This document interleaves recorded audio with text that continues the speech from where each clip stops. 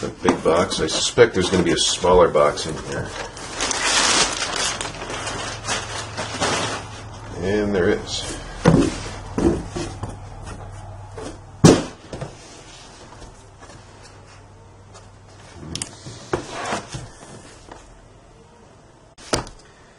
So the OS is Google Chrome, 11.6 inch LED screen, 2 gigabytes of RAM, 16 gigabyte on board. It says hard disk drive, but it's really solid state.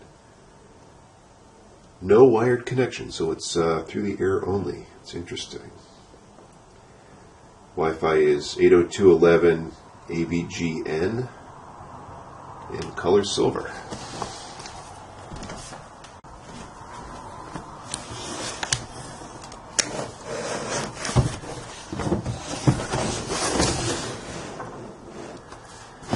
Okay, it says included with this device for 2 years is up to 100 megabytes per month of mobile broadband service provided by Verizon. So, as a non-smartphone user, I'm not sure how much 100 megabytes a month is. I'm not planning to take this out with me everywhere and use it all the time. So, I suspect I'll be using it mostly through the Wi-Fi, but it's nice to have that option to take it out. I think if you go over the 100 megabytes a month, there is a charge. Okay, so, well, let's look at the docs first here.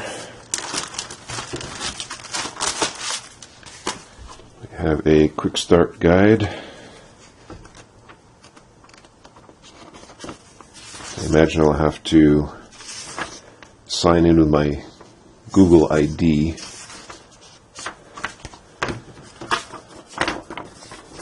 Warranty. Safety precautions.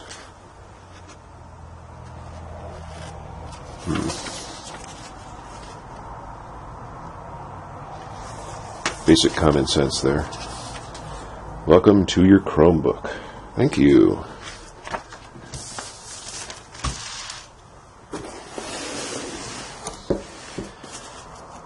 Okay, piece of foam. This is the device itself. More foam.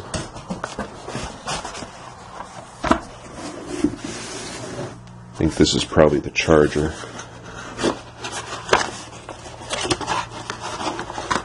Yep.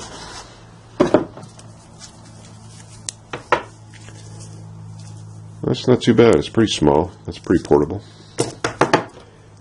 And the cord.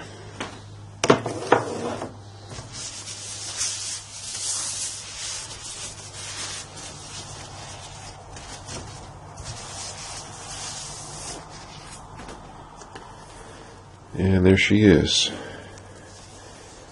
Got the Samsung and Chrome branding on there.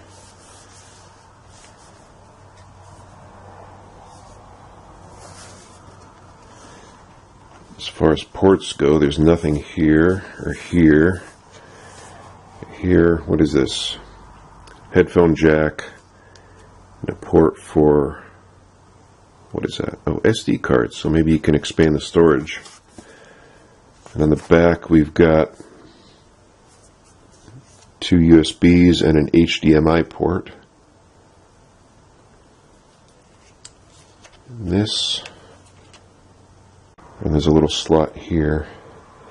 Now, I thought this was for the 3G connection, but I don't see anything in there.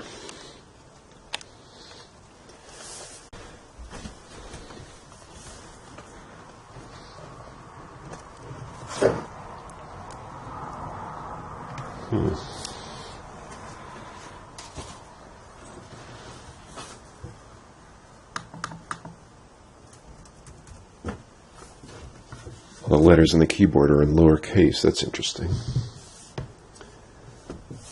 Looks like it's about the size of my MacBook Air. Actually, it looks a little bit taller and a little thinner than the MacBook.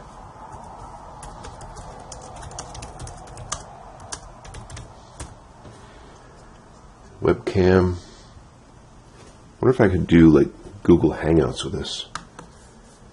It's got a click pad. It's a little bit smaller than the MacBook.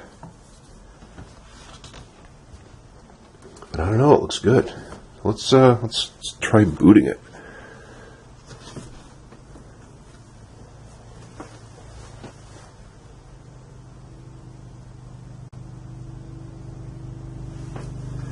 Okay, that didn't work. Let me look at the quick start guide. Okay, well it says, when using the computer for the first time, be sure to connect the AC adapter before pressing the power button, and I did not do that, so let me do that now.